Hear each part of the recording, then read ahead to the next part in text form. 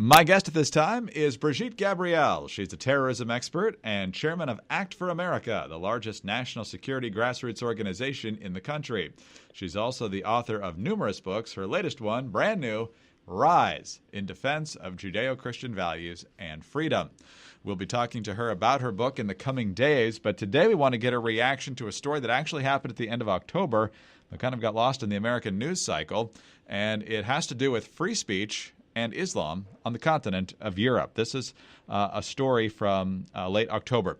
Defaming the Prophet Mohammed goes beyond the permissible limits of an objective debate and could stir up prejudice and put at risk religious peace, and thus exceeds the permissible limits of freedom of expression, ruled the European Court of Human Rights, upholding a lower court decision. The decision made by a 7-judge panel came after an Austrian national identified as Mrs. S. held 2 seminars back in 2009 entitled Basic Information on Islam, in which she defamed the Prophet Muhammad's marriage. According to a statement released by the court, the Vienna Regional Criminal Court found that these statements implied that Muhammad had pedophilic tendencies, and in February 2011 convicted Mrs. S. for disparaging religious doctrines. And so her appeal was denied. They said that her free speech was not abridged by being punished to the tune of $547 and the cost of proceedings for her criticisms of Muhammad. So, Brigitte, first of all, thanks very much for your time, as always. And secondly, how significant is this decision? Is this something that's basically limited to this set of circumstances in Austria, or is this the tipping point for something bigger? This is a tipping point for something bigger, and it is so sad because we have seen this happen over and over and over again. Actually, the Mrs. S. you are talking about, who the case was about, is our chapter leader, Act for America's chapter leader in Vienna. She heads up our international Act for Austria. And when this happened, and we have been with her from day one when we saw through the proceedings, what we have seen in Europe right now, basically, is the death of free speech, and it is coming here. As a matter of fact, in my new book, Rise, I have a whole chapter titled The Death of Free Speech, and I discuss the beginning of the death of free speech in Europe and how they got there and how it is coming now to the United States. The reason why this is so sad in Europe is because we are seeing the erosion of our Judeo-Christian values and freedoms, which are the bedrock of Western civilization. This is exactly what made Western civilization great, the fact that we are able to come together and debate ideas and walk away respecting each other, but able to learn from each other after a vigorous debate of ideas. What we're witnessing right now in Europe is that if you speak the truth, and if the truth is uncomfortable or may offend somebody, which, as you well know, Greg, I mean, any truth is going to offend somebody at some time in some country. Not everybody thinks the same way. Not everybody agrees on the same issues. So if we're going to start passing laws that will criminalize free speech because it offends somebody, then when do you stop? It's a slippery slope. And what happened in Austria sends shivers down the spines of all those who are speaking in Europe, warning in Europe about the influx or the drowning of the Islamic refugees pouring from the Middle East and North Africa, and what they are doing to the continent. So Europeans and other countries in Europe are watching what happened in Austria and the decision, and they're thinking, should I even speak about these issues? Should I even criticize? Will I be able to walk as a free person, or will I be able to be criminalized with a bad record on my name where I cannot get jobs, I cannot get promotion, I may be fired from my job? And that's the shivering effect of the decision that just happened last week. What do, in your estimation anyway, what do these judges think they're accomplishing by essentially criminalizing this speech, even if it's something that many people strongly disagree with? It sounds to me that if there is violence and retaliation to such speech, that they're putting the blame on the speaker, not the person committing the violence. That's exactly what they are trying to do. But the reason why they are doing this is because there is a very active, vocal minority, Islamic minority within Europe. Look, we have seen, France has 20%, Britain is itching up, Sweden is itching up, everybody's moving up. And those small groups of Islamists, and I'm going to say Muslims, they're not even Islamists, they're extremely organized. And they show up to the streets, they demonstrate, they scream, they yell, they're very democratic. demonstrative of their emotions and their offense. Look, we have seen all throughout the Islamic world, whether in Pakistan, I mean, we remember what happened to the whole world after the cartoons of Mohammed and the Charlie Hebdo incidents and, other incidents that happened where people were criminalized. And we have seen people in Afghanistan, Pakistan, take to the streets by the hundreds of thousands on Fridays after the Friday sermon and basically are whipped into a frenzy of hatred. And so the Europeans are looking at that and thinking, well, we don't want this to happen here because, after all, we are seeing areas in Europe where you cannot even enter because they have become Islamic enclaves, and basically the Europeans are moving out, and the whole area is being completely taken over by Islamists or Muslims who live in these countries. And it doesn't matter what country, because the same pattern is happening in Germany, in Belgium, in Sweden, and everywhere. Everywhere you look around where they have opened up the floods of immigration and allowed people to come in from North Africa and the Middle East. So the judges are afraid of retaliation. They want to keep peace and harmony across the country, and this is what's driving them. Plus, let's face it, after decades of Islamic influence and mayhem throughout Europe, and this did not happen, Greg, in the last 5 years, in the last 10 years.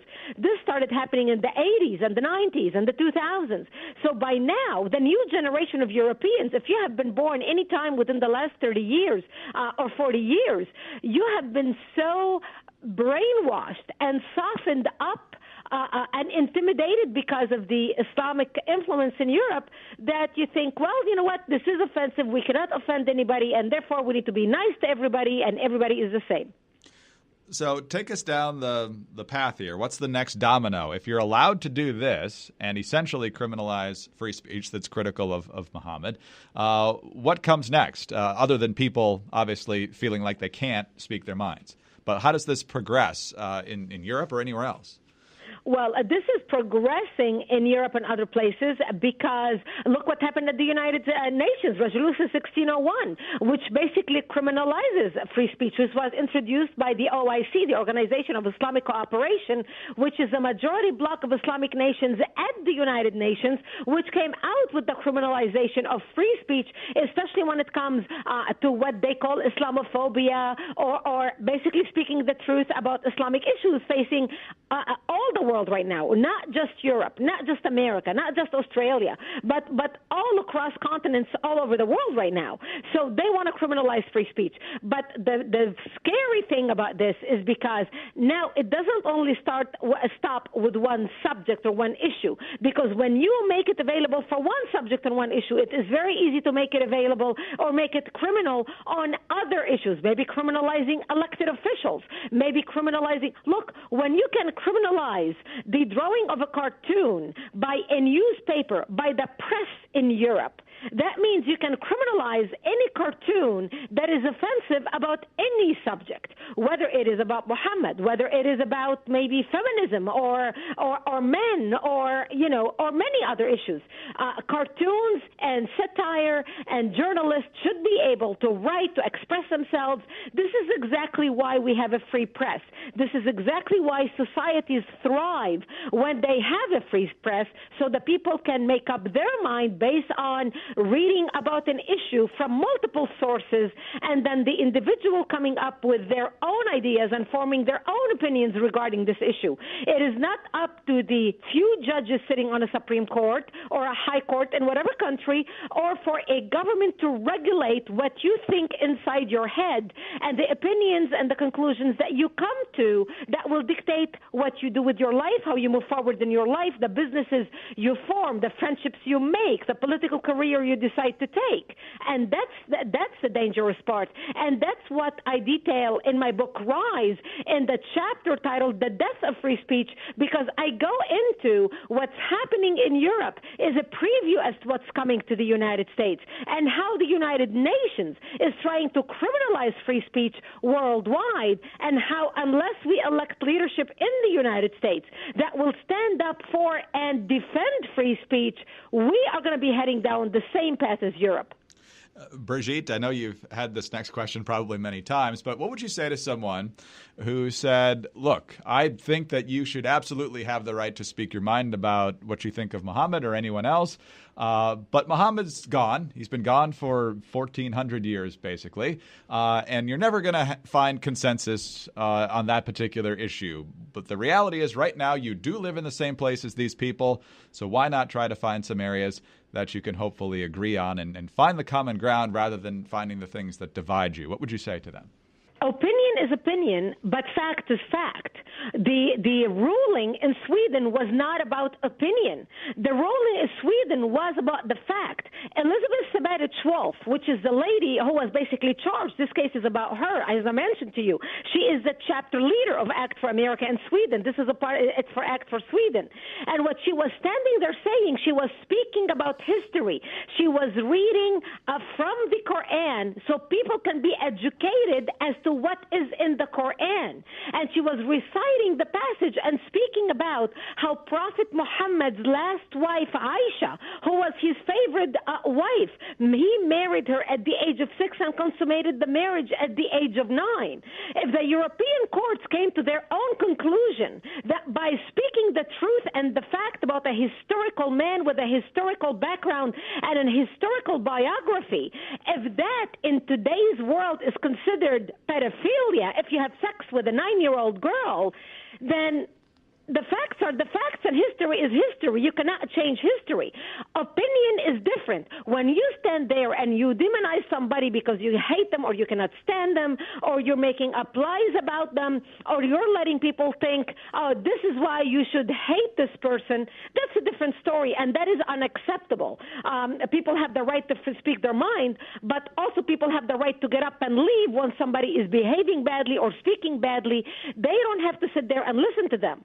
But it is incumbent upon every single one of us who lives in the West, who values freedom of speech, to be able to sit down and learn about history so we are able to teach our children history. Look, the history of slavery in America is not comfortable, is not pleasant. But this does not mean we do not teach our children in our classrooms the history of the Civil War, the history of slavery in the United States.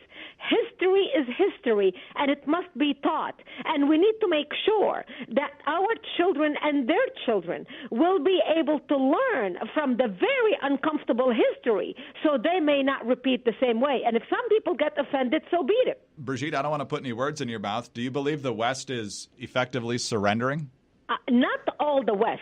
I believe there are certain areas of the West who have become too weak to fight, and we are seeing the results right now. And this is exactly why I titled my book, Rise, Rise in Defense of Judeo-Christian Values and Freedom. And the book covers what happened in Europe, what's happening in America, and why America is the last man standing, and why America has been, since its inception, a beacon of light to the world, where we stand up for justice, we stand up for truth, we stand up for freedom. We go and fight wars to make sure that freedom is protected.